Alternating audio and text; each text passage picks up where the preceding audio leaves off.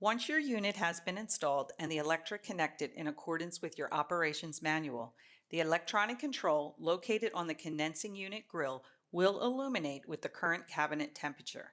The compressor icon and fan icon on the upper left side of the display area may flash for a period of time, indicating normal delayed startup. After the startup delay, the compressor and evaporator fans will start and cooling mode begins. Top lid should be closed.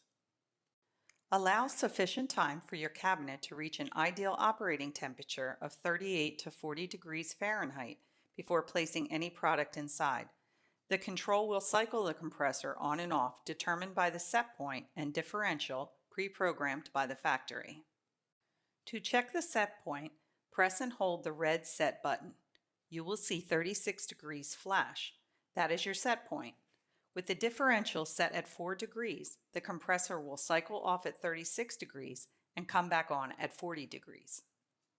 To adjust the set point colder or warmer, press and hold the set button until the current set point begins flashing.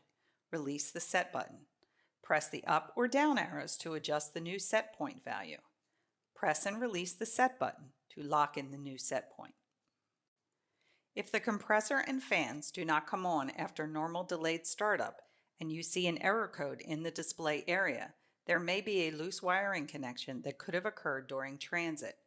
Before contacting the factory, unplug your cabinet from the wall, check to make sure all wiring connections are tight, and tighten any that appear to have a loose connection.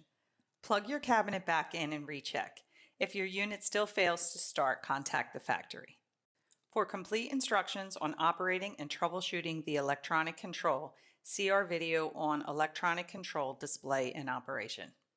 When considering a Continental refrigerator unit, please contact the factory or visit our website at www.continentalrefrigerator.com for current product information, as our product specifications are subject to change without notice.